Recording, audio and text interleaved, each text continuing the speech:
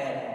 कह रहा है कि यदि रिपोर्टेड स्पीच बोले तो रिपोर्टेड स्पीच कामा इन्वर्टेड कामा के अंदर का भाग को हम क्या बोलते हैं?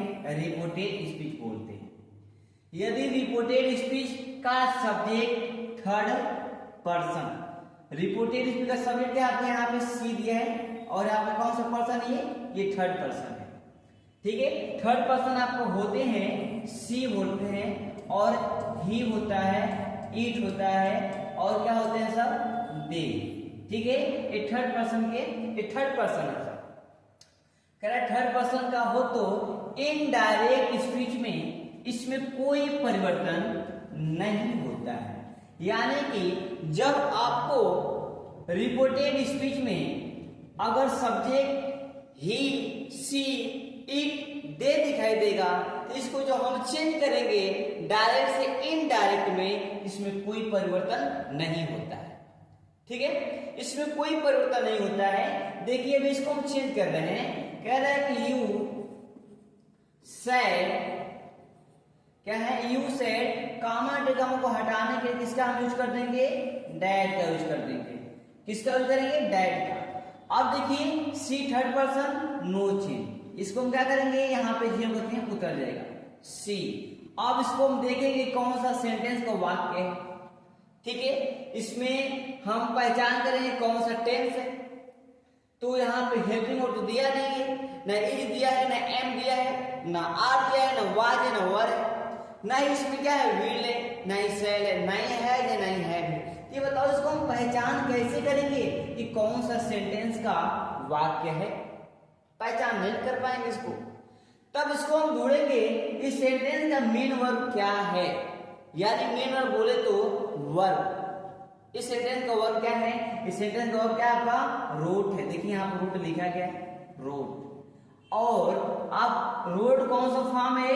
देखिए राइट, WRITE, राइट ये वर्ब का फर्स्ट फॉर्म है। और रोड क्या है आपका? रोड क्या है? सेकेंड फॉर्म है। और रिटेन क्या है आपका? रिटेन आपका थर्ड फॉर्म है। ठीक है, हमारा फॉर्म है इसमें कौन सा है? ये वाला लगा है। तो जब ये वर्ब का सेकेंड फॉर्म है तो वर्ब का सेकेंड फॉर्म किस सेंटेंस में यूज होता है? पास्ट इंडिफिनिट के अफर्मेटिव में हम यूज करते हैं वर्ब का सेकेंड फॉर्म का। समझे? वर्ब का सेकेंड फॉर्म को यूज करते हैं, पास्ट इंडिफिनिट में करते हैं। ठीक है, जब ये सेंटेंस हमारा पास्ट इंडिफिनिट का है तो ये किस में जब जाएगा? जब इसको हम चेंज करेंगे डायरेक्ट से इनडायरेक्ट में, ये किस में जाएगा? पास्ट परफेक्ट में जाएगा। किस में जाएगा? पास्ट परफेक्ट में जाएगा। और पास्ट परफेक्ट का हेल्पिंग वर्ब क्या होता है? हैड होता है।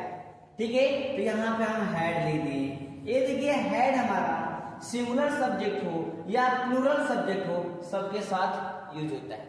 ठीक है, अब जब हेड है इनके साथ में हम रूट का थर्ड फॉर्म लगा देंगे। यहाँ पे क्या लगा देंगे? रिटेन। ठीक है, क्या लगा देंगे? रिटेन। और लेटर क्या फिर हो जाएगा? यहीं पे हम उतार देंगे इसको, और लेटर। समझ में आया? इतना समय आप लोग पीछे समझ में आ रहा है? समझ में आ रहा है कि नहीं? एकदम बेसिक से समझाया जाएगा आपको। एक एक पर्सन टेंस सब कुछ समझ में आ जाएगा। आप टेंशन मत ले कि आपको नहीं आएगा। अगर कोई किसी का क्लास अभी पहला दिन हो वो भी आप टेंशन मत लीजिए, धीरे धीरे लास्ट तक आता है तो समझ में आ जाएगा आपको। ठीक है, अब देखिए अगला एग्जांपल है। कह रहा है कि यू सैड टू को हम किस में बदल देंगे? टोल्ड में बदल देंगे। मी ऑब्जेक्ट क्या हो जाएगा? उतर जाएगा। और कामा को हटाने के लिए किसका यूज करेंगे हम? डैड का यूज करेंगे। किसका यूज करेंगे? डैड का यूज करेंगे। अब देखिए सी थर्ड पर्सन, नो चेंज। सी क्या हो जाएगा? ज्यों का त्यों उतर जाएगा। ठीक है, अब बोलिए यहाँ पर जो हेल्पिंग और इज दिया है ये कौन सा टेंस हो गया? कौन सा टेंस हो गया? प्रेजेंट कंटीन्यूअस हो गया। ये किस में जाएगा आपका? पास्ट कंटीन्यूअस में। और पास्ट कंटीन्यूअस का हेल्पिंग क्या होता है? पास्ट कंटीन्यूअस का हेल्पिंग होता है वाज वर, और सी के साथ कौन सा हेल्पिंग रहेगा? वाज रहेगा। क्यों?